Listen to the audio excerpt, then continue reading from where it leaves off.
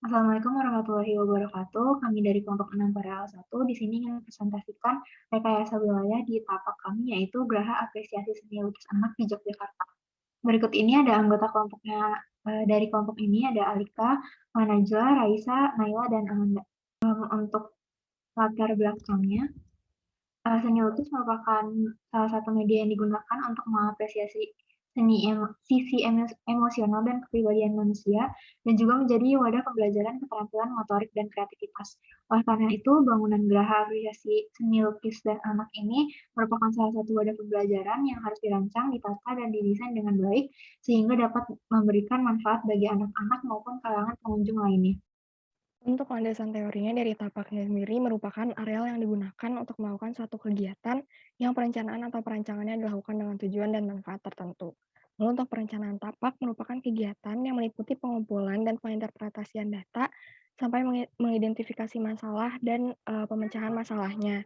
Lalu perencanaan tapak ini menggunakan metode yang terdiri dari persiapan, inventarisasi, analisis, sintesis, hingga konsep perencanaan dari tapak yang dilengkapi zonasi, penataan sirkulasi, dan fasilitas.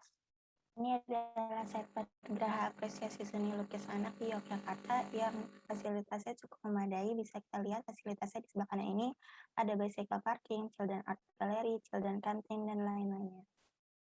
Di sini ada pembagian ruang pada Geraha Apresiasi Seni Lukis Anak diselaraskan dengan pembagian zona yang diinginkan dan disesuaikan dengan konsep fungsional bangunan, di mana antar ruang dihubungkan dengan jalur sirkulasi. Di bagian entrance area ini digunakan sebagai jalur masuk kendaraan dan jalur berjalan kaki. Kemudian public area ini digunakan oleh pengunjung sebagai area sosial, yaitu terdiri dari parkiran, dan area komersial, yaitu food court dan shopping shop. Di area pameran ini terdiri dari galeri indoor dan outdoor yang dikelilingi oleh sebuah kolam, dan area edukasi ini mendapatkan view yang berbeda-beda dan letaknya itu dekat dengan area pendukung, yaitu children canteen, library, dan office building. Dan area pendukung ini letaknya di antara area edukasi dan area pameran yang letaknya dibatasi oleh jalur sirkulasi. Next. Untuk fasilitas di sekitar tapak, tapak ini memiliki akses ke Jalan Hos Cokroaminoto yang dilalui oleh kendaraan roda 4, roda 2, dan juga angkutan umum. Kemudian di sebelah timur terdapat trotoar selebar 1 meter. Untuk fasilitas publik di sekitar tapak terdapat komersil, pemukiman, persawahan, perkantoran, sekolah, serta pom bensin.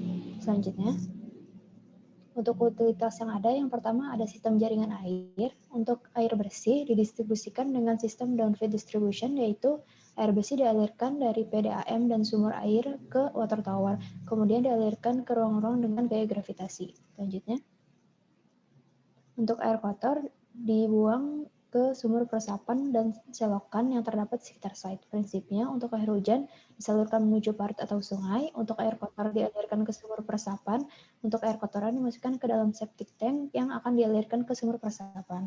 Selanjutnya, untuk sistem pemadam kebakaran terdapat smoke detector untuk deteksi dini asap, kemudian ada sprinkler system yang menyemburkan air secara otomatis, kemudian ada hose rack yang terletak di dalam bangunan, dan juga ada hydran, yaitu sumber air dengan tekanan tinggi. Untuk sistem jaringan listrik sendiri memiliki sumber dari perusahaan listrik negara, dan juga terdapat generator set untuk digunakan sebagai sumber cadangan apabila listrik dari PLN mati. Untuk penerapan green design terdapat prinsip dari green architecture, yaitu menggunakan construction materials yang eco-friendly, indoor quality, water, site, beauty and freshness berdasarkan visual, dan renewable energy yang ada pada tapak.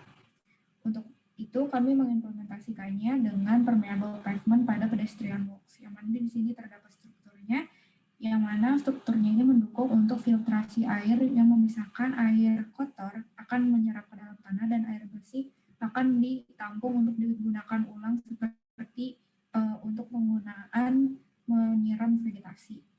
Selanjutnya, untuk penataan solar dan green wall ini beriringan, yaitu dipasang bersebelahan, yang mana solar ini menggunakan panel-panel surya yang menangkap cahaya matahari, sedangkan untuk green walls strukturnya ini seperti yang pada gambar, terdapat existing wall yang selanjutnya dilapisi beberapa lapisan sebagai pelindung dan dipasangkan rangka untuk ditumbuhi tanaman. yang mana di sini kami menggunakan sistem irigasi water dripping sehingga tidak ada air yang terbuang. Karena tapak ini merupakan area edukasi, maka kami juga memberikan kompos corner sehingga siswa dapat mempelajari bagaimana cara mengkompos dengan tetap menjaga lingkungan. Berikut merupakan ilustrasi dari penerapan solar and green wall yang ada pada area biru merupakan area potensial, sedangkan untuk area merah merupakan area berpotensi untuk diimplementasikan permeable pavement karena area ini dekat dengan kolam penampung. Untuk sistem perkerasan jalur sirkulasi pada tapak, kami menggunakan jalur lokal, yang mana lebar jalannya ini per satu jalur selebar 3 meter, untuk 2 jalur selebar 6 meter, yang mana dilengkapi dengan drainase selebar 0,5 meter dan bahu jalan selebar 0,5 meter. Dan salah satu sisi pada jalan terdapat trotoar selebar 0,5 meter dengan kemiringan semuanya 2%. Untuk struktur lapisan jalan kami membagi menjadi 2, yaitu permeable pavement sebagai pedestrian walk dan jalan sebagai jalan utama jalur kendaraan kecil. Untuk permeable pavement itu sendiri pada area lapisan atasnya dilapisi dengan pavers berongga sehingga memaksimalkan penyerapan air hujan. Yang selanjutnya dilengkapi dengan batuan kerikil yang semakin dalam semakin besar untuk memaksimalkan proses filtrasi. Untuk lapisan pada struktur jalan yang diperuntukkan untuk kendaraan, di atas lapisan ini merupakan kerikil-kerikil kecil yang mana di lapisan fondasi dan fondasi bawahnya terdiri oleh batuan-batuan besar yang lebih kuat untuk menopang beban. Selanjutnya ada penambahan elemen peredam polusi di mana tapak ini berada di sekitar jalan raya. Jadi menggunakan vegetasi merupakan solusi yang tepat untuk meredam polusi udara dan suara. Untuk pemilihan tanamannya sendiri, yang pertama tanaman pereduksi nitrogen, di mana yang memiliki daya jerap nitrogen oksida yang tinggi. Yang kedua, pilih tanaman yang dapat menahan dan menyaring debu, di mana debu ini dapat ditangkap oleh rambut di daun tanaman. Untuk contoh tanamannya sendiri ada pohon kenanga, pohon kasia golden, pohon mahoni, dan pohon bungur. Untuk perancangan dan struktur dan konstruksinya sendiri, untuk struktur kita menggunakan struktur grid dengan kolom dan balok. Alasannya untuk menstimulasi imajinasi anak-anak, membuat fasad bangunan menjadi lebih struktural, menarik perhatian pengunjung, dan menggunakan warna-warna seperti warna merah, oranye, kuning, biru, dan warna hijau pada kolom dan balok untuk sebagai penunjuk arah. Untuk konstruksinya sendiri didasari dengan pendekatan desain untuk menciptakan suasana alam, di mana material yang digunakan berupa kayu dan beton untuk menciptakan suasana alam, batu asli dalam kolam yang untuk menciptakan suasana sungai. Ini merupakan contoh ilustrasi bangunan dan penggunaan warnanya yang dapat digunakan sebagai penunjuk arah dari bangunan itu sendiri. Retaining wall yang dibuat sebagai penahan beban atau gaya tekanan aktif lateral dari tanah maupun air.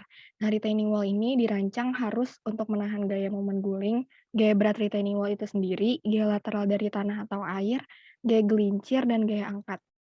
Dalam pembangunan tapak dari kami itu dilakukan pembangunan kolam yang digunakan menggunakan retaining wall tipe gravity untuk menahan beban tanah di area sekitar kolam. Prinsip kerja dari retaining wall tipe ini merupakan mengandalkan bobot massa dari badan konstruksinya. Gravity retaining wall ini menggunakan material pasangan batu atau beton bertulang. Lalu untuk pembuatan retaining wall pada tapak, yang pertama gali tanah dengan kedalaman kolam yang dikehendaki ditambah dari tinggi kaki retaining wall. Lalu yang kedua gali parit untuk menampung balok. Yang ketiga isi parit dengan adukan semen untuk merekatkan balok. Lalu yang keempat susun balok dengan rapat dan letakkan pipa saluran air di samping baris balok terbawah. Lalu yang kelima, pasang material filter di bagian punggung susunan balok-balok retaining wall untuk sistem drainase punggung. Lalu sisakan ruang di antara beberapa balok sebagai ruang untuk pipa penyalur drainase ke bagian depan, lalu lanjutkan penyusunan balok. Dan yang terakhir, tutup area yang tersisa di belakang retaining wall dengan adukan semen secara bertahap dengan penyusunan balok, sampai terbangunnya retaining wall dengan tinggi yang dikehendaki. Kesimpulan dari hasil diskusi kami yaitu Geraha Apresiasi Seni Lukis Anak merupakan wadah untuk pembelajaran seni anak. Tapak ini berada dekat dengan jalan raya dan dilengkapi oleh beberapa fasilitas dan juga utilitas. Desain dari Geraha dapat dikembangkan dengan penambahan green design seperti permeable concrete dan green wall. Selain itu, untuk meningkatkan keamanan dan kenyamanan, dapat diterapkan retaining wall pada kolam, elemen peredam polusi, sistem struktur grid, dan penggunaan material yang memberikan suasana alam. Sekian presentasi dari kelompok kami. Terima kasih. Wassalamualaikum warahmatullahi wabarakatuh.